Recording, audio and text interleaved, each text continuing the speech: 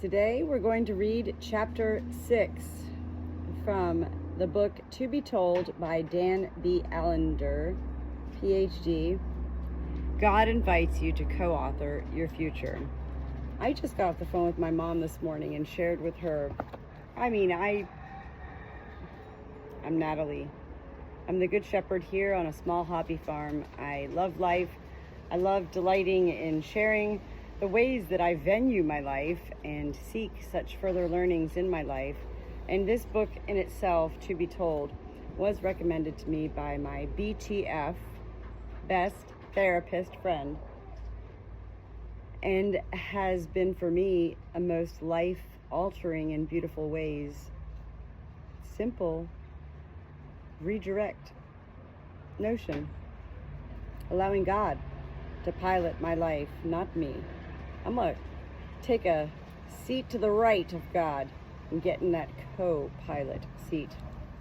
All right, so here we go. Chapter 6, Getting Caught by Your Calling. God acts in history and in your and my brief histories, not as a puppeteer who sets the scene and works the strings, but rather as the great director who, no matter what role fate casts us in, conveys to us somehow from the wings, if we have our eyes, ears, heart open, and sometimes even if we don't, how we can play those roles in a way to enrich and ennoble and hallow the whole vast drama of things, including our own small but crucial parts in it. Frederick Buechner. The day had arrived, and a decision had to be made. Would I accept the job offer to teach at a respected seminary, or would I become part of the team that was starting a new graduate school in Seattle? My wife and I had spent weeks tossing around various options, and it boiled down to a choice between safety and madness. The established seminary offered security, a good salary, and the opportunity to teach the courses that I wanted.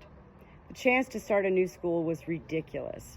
We needed to raise $300,000 just to find out if we would fail. I had reached the moment where a commitment needed to be finalized. Becky brought the discussion to a close when she said, "You've never had a normal life, why start now?" In a matter of seconds, my mind flittered from how we met, to how I was seduced to go to seminary, to how I met Larry Crabb and went into counseling, and to how Larry and I began a counseling program, to the events that had drawn Becky and me to this decision point. For whatever reason, my mind landed on the first sermon I heard after becoming a Christian. I was a troubled 20-year-old who had been involved in illicit pharmaceutical sales for a number of years. The small cartel with whom I worked had arranged to sell drugs from a new supplier. I learned after the fact that the drugs would be coming from sources connected with organized crime. All of a sudden, I had gone from the status of middle-class mom-and-pop drug Cesar to the big time. And the big time involved carrying guns, buying judges and police, and threatening undisciplined dealers. I wanted out, and I knew that could mean forfeiting my life. I can't explain why I had the strength to slip the bonds of that world, but I did. I knew that if I died, I would go to hell. More precisely, I knew that if there was a hell, I was certainly going there. Somewhere in the recess of my soul, I believed in God, but the other 98% of my being thought the whole business of God was absurd. Death lay ahead eventually, no matter what I decided to do, so I said, "Fine," to God. That was the entity of my prayer, fine. If it's true, then fine. If not, I don't have much to lose. I knew the gospel well because my best friend, Tremper, had discussed it with me many times. I had watched people come to know Jesus and had gone to a few Bible conferences and even to the campus of the seminary I eventually attended. I knew the basic beliefs of Christianity well, but it was not for me, yet I was glad it was true for my best friend. The night I came to faith, I had ingested a sizable dose of hallucinogens earlier in the day, so I was fairly fried. I felt profoundly uncomfortable walking into that small Presbyterian church in the country.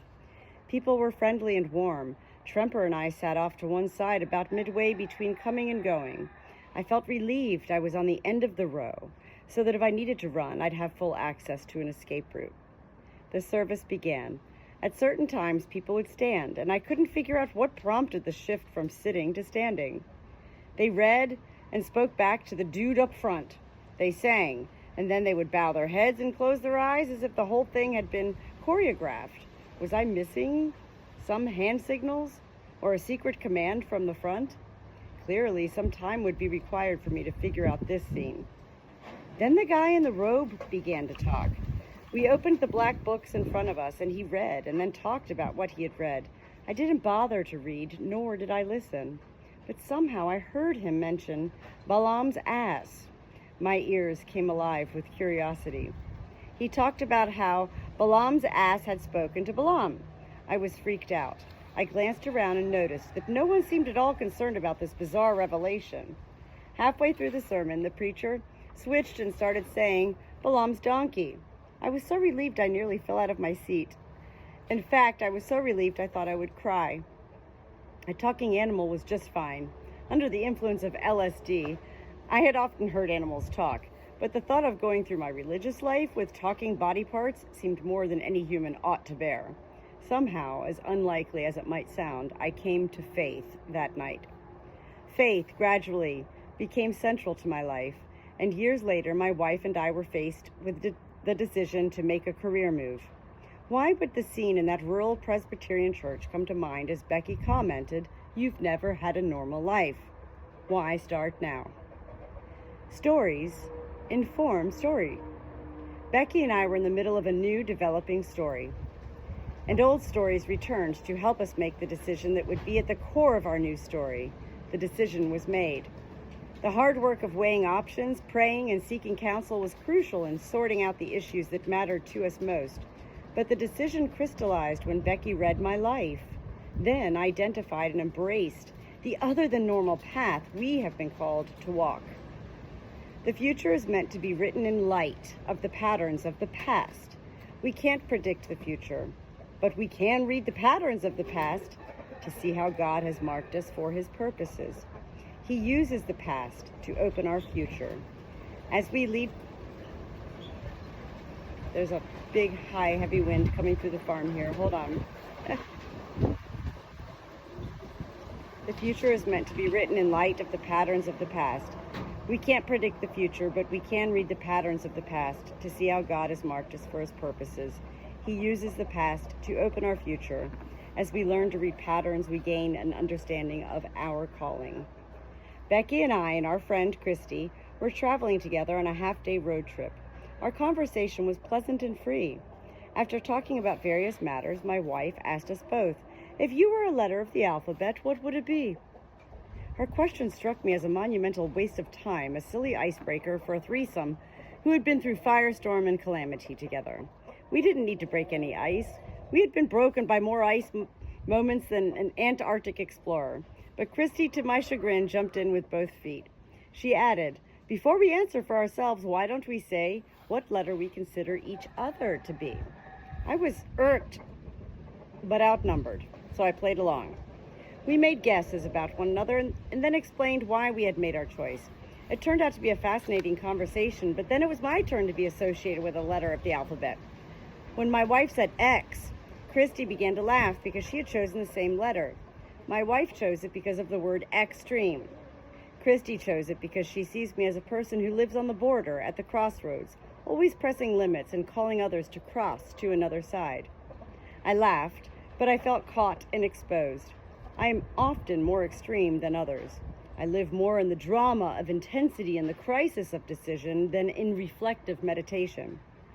I felt the blush of being known and honored, albeit with the sense that both women were saying, I am enjoyed, yet it is best to take me in small doses. We will not read the patterns of our past unless we have data from the present. And the data can't come from fullness and accuracy until they come from others. We simply can't see our own face. If we want to know the truth about ourselves, we must be in a relational dialogue. That's how God has made us. We must be avid, curious, and open if we are to learn who we are. We must listen to the wind that wafts through a conversation when someone asks, have you always been so intense? Or, you seem so sure of yourself, don't you ever doubt?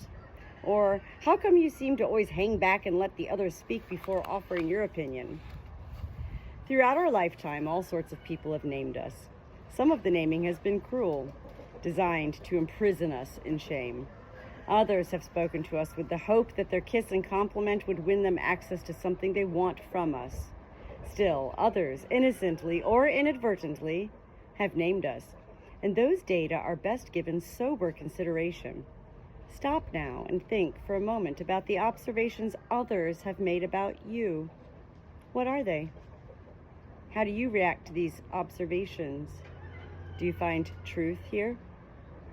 Add to that data more intentional feedback, input that you seek out. It is imperative to hear from those who know, love, and respect you. How do they see you, both at your best and your worst?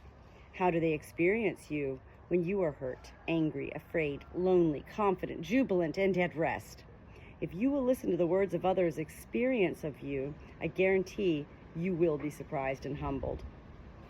If you collect the data from a number of different observers, you will begin to notice that certain words, phrases, and concepts overlap.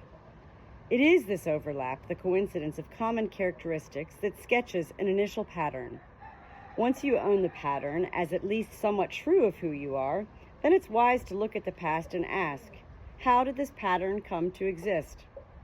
So explore the overlap of observations, but remember that some of the words, phrases, and images used to describe you will be inconsistent. There is a simple reason for apparent or explicit contradiction. We are complex, inconsistent, and contradictory beings. We love and we hate. We sacrifice for others, and we are self-absorbed. We are a mass of consistent inconsistencies. Therefore, as we turn to the process of reading our patterns, we must embrace the reality that there are as many gaps in our being as there are dots to be connected. As we read what is both consistent and inconsistent, we begin to gain the true measure of ourselves. Let's assume you have entered into significant conversations with a handful of friends, especially your spouse and children. You've heard, perhaps with some emotion, descriptions of what it's like to be around you at your best and at your worst. You now have a stock of data, and you've moved beyond defensiveness, doubt, and dismissal. You have collated the data and embraced much of it as likely being a true description of who you are. What do you do now? It's time to connect the dots and plunge into the gaps.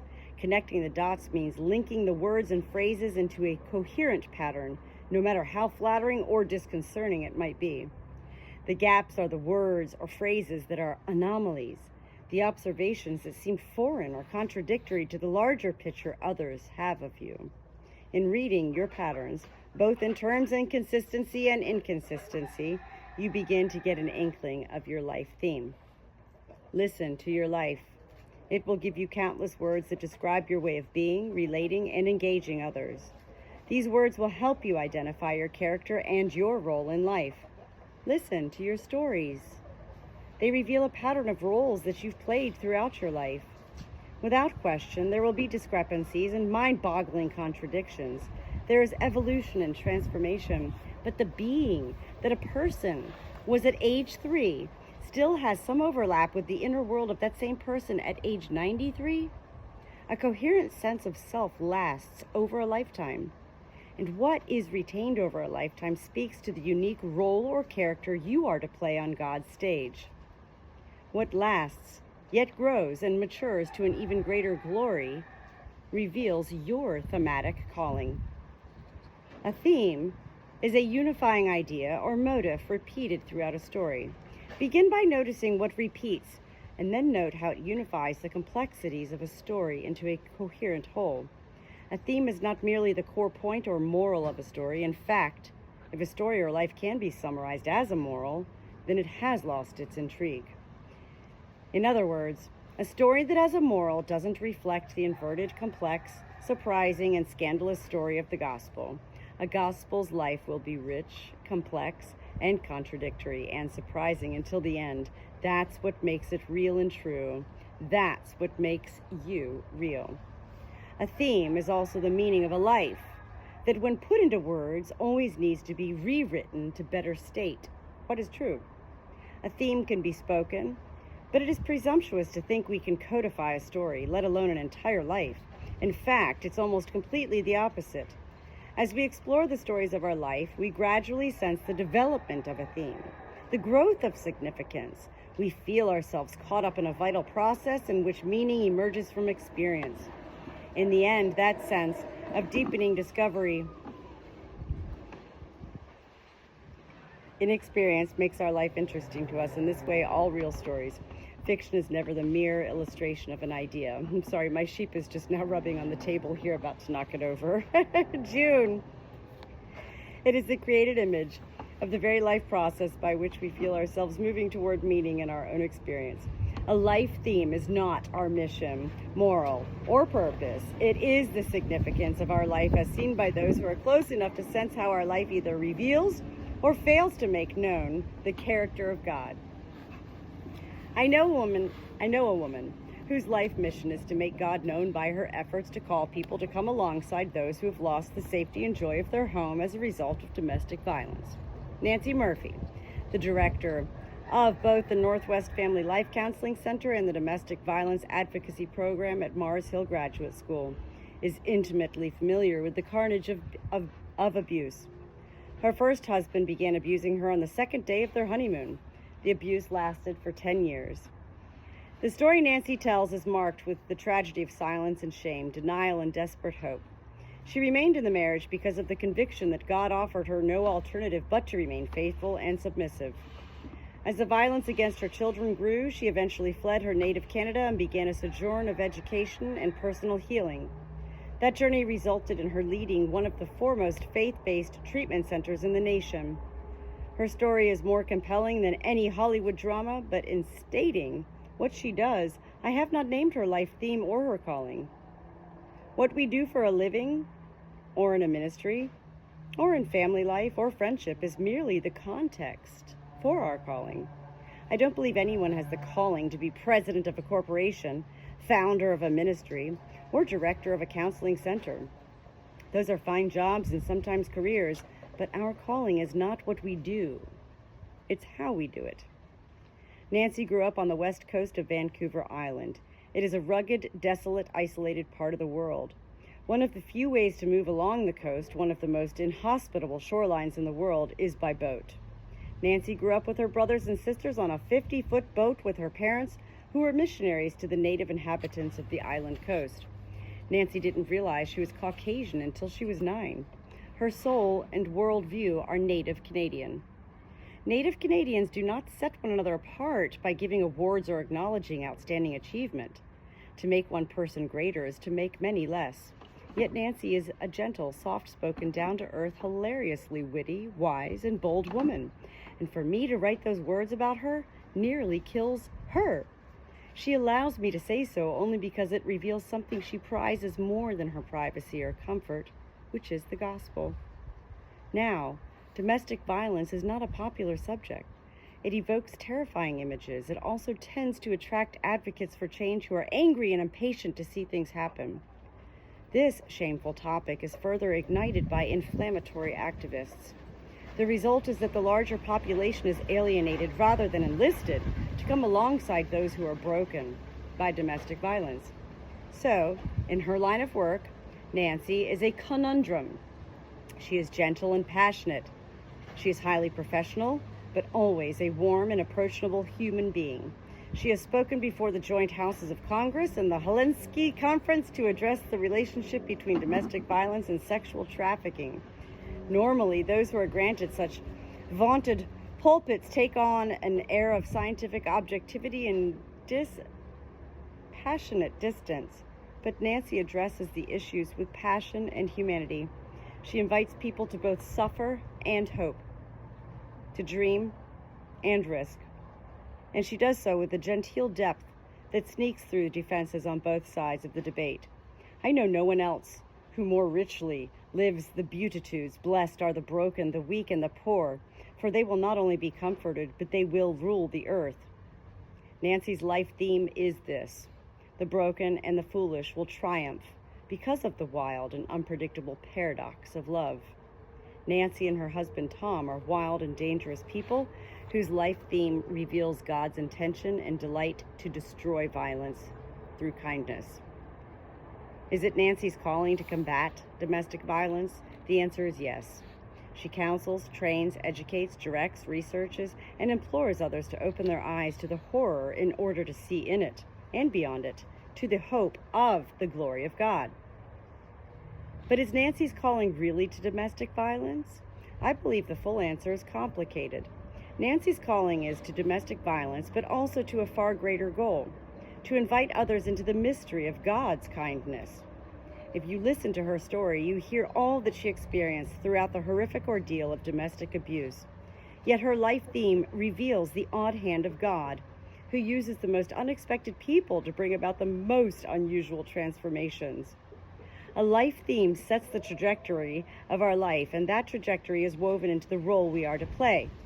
The specific tasks are but the open door we walk through to step onto God's stage. It is no wonder, then, that there are as many life themes as there are people. However, all the truest themes have to do with what each of us uniquely reveals about God's character. Our calling is to reveal God through the themes He has woven into our character. The questions that relate to where, the place, what brokenness to confront, the problem, with whom, the population, and how, the process, are largely left to our own choice and talents. The fact that a person is born a Caucasian native Canadian on the west coast of Vancouver Island doesn't mean that person won't someday be testifying before both houses of Congress. Location, timing, nationality, gender, and age do not limit the creativity or humor of God. Once we begin to read our life, then we are called by God to do more. We are called to mess with our story. We are called to write our destiny and edit our writing in community with others for the sake of an even better and truer story. But first, we must have some sense of the direction our story is meant to move. We must at least catch a whisper of our calling. God calls us, which means we must listen and respond. God calls us to tasks and to service, but most important, He calls us into relationship with Him. But when most people use the word calling, they're usually referring to a to-do list, a job offer, or a wish list. The truth about calling, however, is that it has little to do with any of these. Our calling is not a list of things God wants us to get done, yet most of us have some affinity for lists. We find it helpful to break down our complex goals into bite-sized tasks that, taken together, add up to a realized objective. For example, when asked how I write a book, I say, I have no idea. I've never done it, nor am I capable of doing it. Writing a book is an impossible task, but it is not that difficult to write 12 chapters. The person who has not learned the skill of segmenting his or her life goals and tasks is at a severe disadvantage because everything will look too big to do. So while creating to-do lists is a necessary skill, it is not what God calls us to do.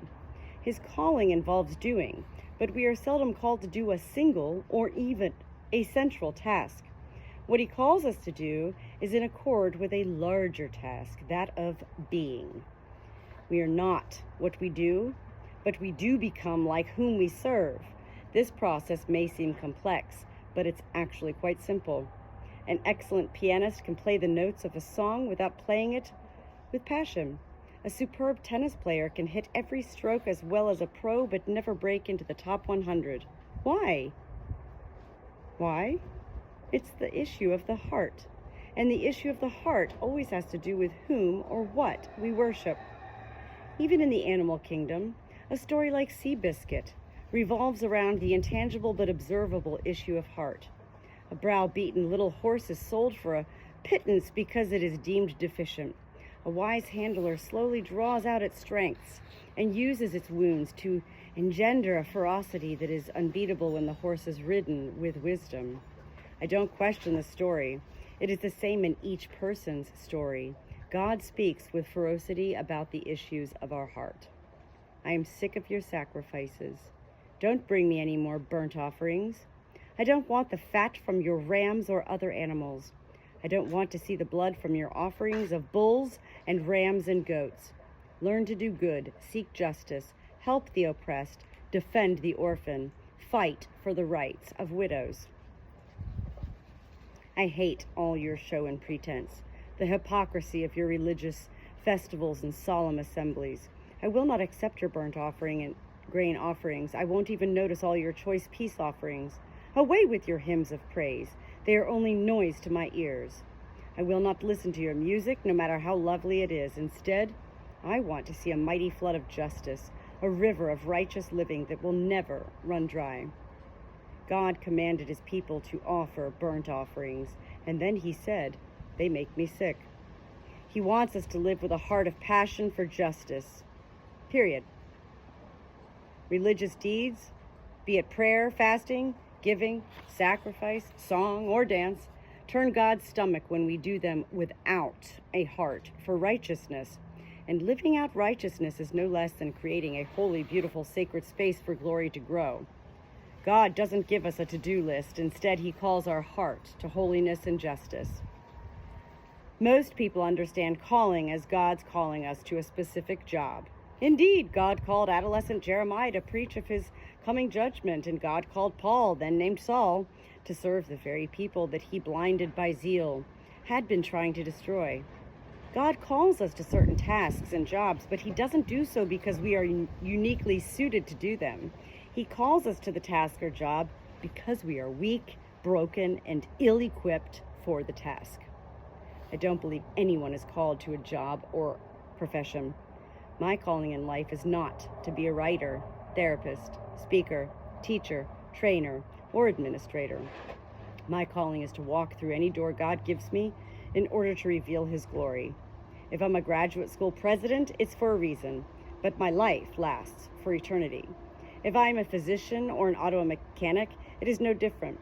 I'm called by God not for a mere season or reason, but for an eternity to reveal his glory. What is my calling? It is to make known something about God that is bound to my unique face, name, and story. It is to reveal through my character. God is not in the business of satisfying our top 50 dreams. When my daughter was in her first semester of college, she was assigned the task of coming up with 50 things she wanted to do in life. I loved the list she made. I wish I had been compelled to do the same when I was that age, though of course it's never too late. The dilemma is that we find no one in Scripture who asked us to think in such terms. It's an assignment that makes sense only in a Western, capitalistic, middle or upper class middle culture. Imagine the answer of an immigrant family. We want to find a job and obtain food, clothing, shelter, and education. My daughter's list included pleasure and sacrifice, growing and learning, building and tearing down, relationship and ideals. She did a beautiful job of identifying what she really wants to do. But I told her, God is not in the business of helping you succeed at achieving your dreams, even ones that involve sacrifice for his purposes. In fact, I believe he is most committed to dissolving and recreating our dreams. God births dreams in us and then allows the desire to move us. It is in the pursuit of our dreams that we encounter tragedy and meet the deeper desires that only loss and heartache can reveal. What deepest desire of our being does God call us to discover? It is no other love and no other one but him. We are called to reveal God through the themes and dreams he has woven into our heart. Therefore, to know our calling, we must come to name the unique trajectory of our story. We begin with our stories always. So read and reread your story.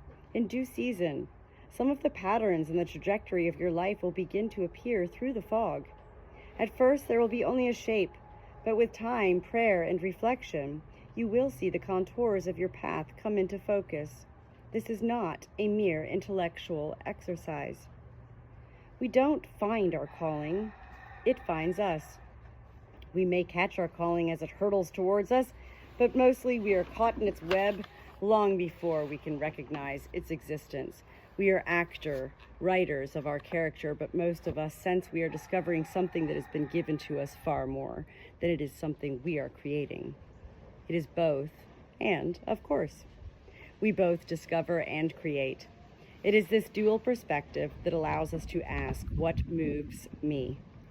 To what and to whom am I to say yes? How will I follow the unfathomable desires of my heart? God gives us desire and meaning. They are inside us alongside our calling without any effort on our part to create them. When it comes to being caught by my calling, my options are simple. Whom will I serve? The population. In what locale will I serve that community? The place. In that community and in that place, what portion of the fall will I face? The problems. And what means will I use to address those problems? The process. Our calling in life is always tied to population, place, problems, and process. God may have helped you gain a sense of your calling by linking you first to one of these P's well before he began to illuminate your story, theme, and calling. For instance, he may have built into you a great passion for Hispanic people and culture. Or perhaps mountains have captured your imagination since the vacations your family took to Vail. Either way, your heart was drawn to the mystery and magic of something particular. Ask some questions of yourself. Why does your heart ache every time you see an advertisement for the Special Olympics? There may be no one in your life who has a developmental disability, but when a ministry for children with disabilities begins in your church, you are haunted. Or perhaps you long ago discovered that you could outwork most mere mortals. You may not be a genius, but you have the gift of perseverance. You can handle details and create order and beauty out of chaos. Your gift marks you as a life-giving presence for many who can create new ideas but couldn't administrate themselves out of a paper bag. You are gifted. You are called. You are telling a story. The clearer you can be about yourself, the further you will be on the journey of catching and being caught by your calling. And the moment you say yes to a population, a place, a problem, and a process, you have been seized by your calling.